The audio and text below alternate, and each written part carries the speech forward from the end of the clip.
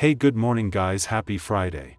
Alright, so let's dive right into the action. DXY daily time frame. So yesterday we saw IPDA during the London kill zone send the price right into our area that we wanted to see reached. Was a bit unfortunate that it happened that fast, right after the midnight open without giving a proper lower time frame protraction or anything.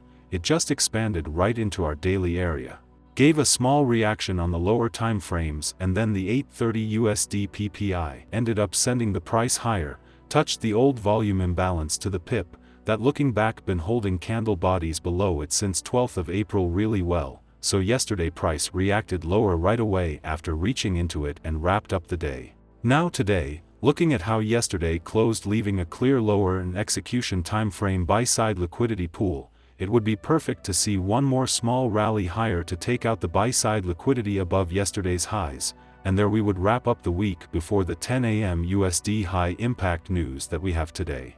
On the 60-minute time frame, a couple things that I want you to pay attention to. Now notice how well price responded to our daily area of daily volume imbalance overlapping the bearish order block's mean threshold. Not one single candle body closed above it.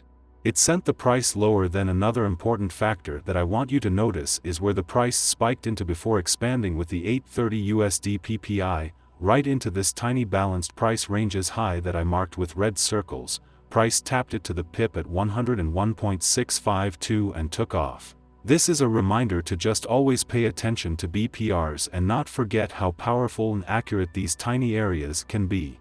Now what we have today, as mentioned on the daily time frame, price left lots of low resistance buy-side liquidity before pulling back, and tapping into the old daily volume imbalance that I showed you. That's been holding the bulk of the volume for a whole month now. However, today, following yesterday's momentum and the current structure, we want to see one more lower and or execution time frame by model, taking out yesterday's highs as the original consolidation. We would wrap the week there. Next week looking for some bigger hourly plus daily bearish structures to start forming. Now on the Euro daily time frame, this is what we currently have in plans. Price yesterday ran these equal lows, and took out the sell-side liquidity pool on the left marked in blue, that SMT divergence been securing for some time as DXY took this liquidity pool more than a week ago already, which was one of our targets. So, what we have now is great to see as price is now pretty nicely back in sync with the DXY development. We want a nice drop lower running yesterday's lows, giving us some potential shorts playing the lower time frame sell model. From there we will leave the price alone and let it start working on a potential reversal that could happen from the mean threshold, where a bigger daily market maker by model would ideally begin, where we would start targeting this buy-side liquidity pool. On the 60-minute time frame, marked the importance of completely ignoring the strong structures, strong highs and lows that formed during the high-impact news announcements, so NFP and CPI lows nicely lined up here that price just used as a simple sell-side liquidity and ran it over with ease, so a good development for you to take a screenshot and save it somewhere, to not forget this. Whenever we're trading around the massive formations caused by news, we always want to first see a separate strong low or high form that's in line with the bigger structure and momentum. From there, once the execution time frames start building the order flow, that's when we're safe from it.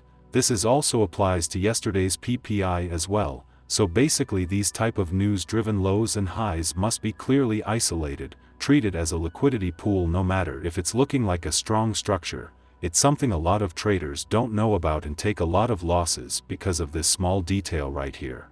Now today's plan I think is already pretty clear for you guys. Ideally we want to see a nice protraction higher into, in this case, bearish 15-minute PDAs, give a reversal and from there start forming the sell side of the curve, targeting the sell side liquidity below Thursday's lows as the original consolidation. Lastly, on the 15-minute time frame, here we have this nice bearish order block, right above the Asia range that rejected the hourly bearish imbalance yesterday. However, if we check the time of it, it formed right at 8:30 a.m. when USD PPI took place. Now remember what I said about these strong highs and lows. Don't trust it until proven otherwise.